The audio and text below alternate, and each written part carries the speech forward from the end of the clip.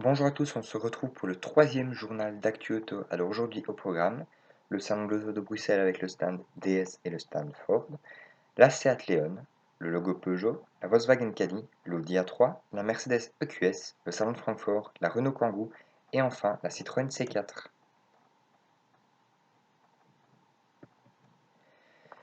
Sur le stand DS, on peut découvrir la DS3 Crossback dans une version électrifiée qui reprend les motorisations et surtout la batterie de la Peugeot i208, ce qui lui promet une autonomie en WLTP de 340 km. Ce gris lui va très très bien et je pense que même dans sa version thermique, le DS3 Crossback est un rival de poids à l'Audi Q2. Sur le stand, on découvre également la DS7 Crossback dans une version ici hybride qui sera plutôt par exemple concurrent du Q5 hybride de chez Audi. Chez Ford, on découvre pour la première fois en Belgique le SUV Puma, qui est un SUV qui viendra concurrencer tout ce qui est Peugeot 2008 ou encore Renault Captur. C'est un SUV qui est très original. Pourquoi? Parce qu'on a des feux qui sont inspirés de certaines productions de chez Porsche par exemple. Quand on le regarde de face, on a vraiment l'impression d'avoir deux yeux globuleux sur ce SUV.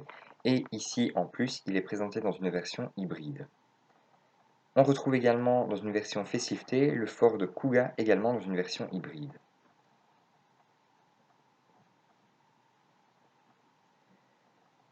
Lors des deux précédents journaux d'Actu Auto, vous avez pu découvrir deux teasers de la Seat Leon. L'un concernait le profil de la voiture, le second était plutôt axé sur la partie arrière de la voiture.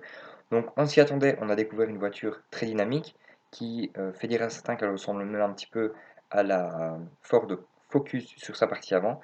C'est pas totalement faux, mais elle conserve bien l'ADN de Seat et elle est conforme au code de Seat, notamment en rapport, en lien en tout cas, avec le SUV Tarraco qui a les mêmes feux, la même calandre, ou à peu près en tout cas. Donc ici, la partie arrière, on avait déjà découvert aussi le bandeau lumineux qui rejoint les deux feux, euh, et évidemment ici c'est à LED. Elle est présentée dans différentes versions. Ici c'est une version FR par exemple, donc une finition plus sportive. On découvre également le break, qui est un break pour moi assez original et qui change un petit peu des classiques Ford Focus Break, Volkswagen Golf Break ou encore 308 SW chez Peugeot. Donc la Seat Leon sera présentée dans différentes versions, en tout cas différentes versions hybrides, et elle reprendra les motorisations de la Golf 8. Ici, je vous propose l'intérieur de la Seat Leon avec un bandeau lumineux en fait qui traverse tout l'habitacle et qui donne vraiment beaucoup d'élégance à cette Seat Leon.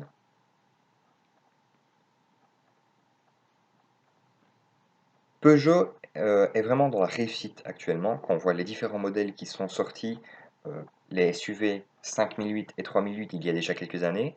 Plus récemment, la 508 ou encore la 208 et le 2008, Peugeot est vraiment dans une période de bonne forme et donc le logo va bientôt changer. C'est un logo un petit peu néo-rétro qu'on a pu découvrir sur le concept e-Legend et donc ici, normalement, ce logo devrait être inauguré par la nouvelle génération de 308 qui est attendue fin 2020, début 2021. Cette semaine, Volkswagen a également publié deux croquis de son futur Space Caddy. Et alors, hasard du calendrier, la même semaine, on a pu découvrir des prototypes de ce Caddy qui circulait. Et donc ici, en fait, on a vraiment l'impression d'avoir un Dacia Docker au niveau des lignes, etc. Ici, c'est encore plus flagrant pour moi sur la partie arrière, mais il est fort possible que ce soit fait exprès de la part de Volkswagen pour vraiment camoufler au maximum son caddie. Ensuite, nous parlons maintenant de l'Audi A3. Alors, encore une fois, eh bien oui, ça fait plusieurs semaines qu'on en parle. Ici, il y a une version S3 qui a été découverte, camouflée légèrement, et elle est sale, donc on ne peut pas encore découvrir totalement les lignes de la voiture, mais on apprend aussi cette semaine que la voiture, l'A3 Sportback, sera présentée le 3 mars, donc en marge du salon de Genève. Mercedes, avec son EQS, a publié ses photos, donc où on voit la version de série à droite, qui est encore fortement camouflée, et le concept dont elle est inspirée à gauche. Et donc cette future berline donc ce sera un peu une classe S en version électrique, devrait être présentée dans le courant de cette année et selon mes informations, elle devrait permettre de rallier 700 km sans devoir se recharger. Donc ici aussi, on redécouvre deux photos du concept et de la version de série en développement.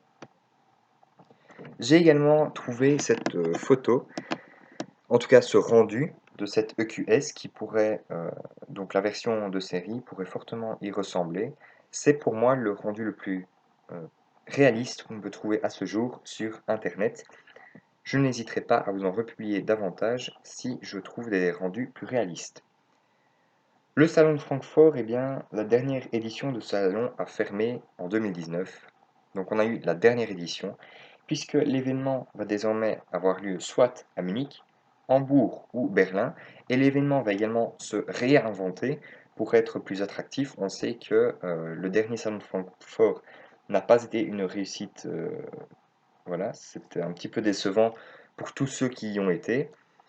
Et donc voilà, le salon de Francfort va se réinventer et il va se réinventer même ailleurs.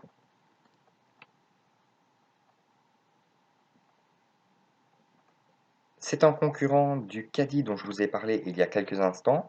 Les équipes d'Automoto ont essayé d'imaginer à quoi pourrait ressembler la future Renault Kangoo, sous base également de prototypes qu'on a vus dans la rue. Et je trouve que celui-ci, il est vraiment pas mal. Et donc le futur match en tout cas, Kangoo-Caddy, promet d'être très intéressant.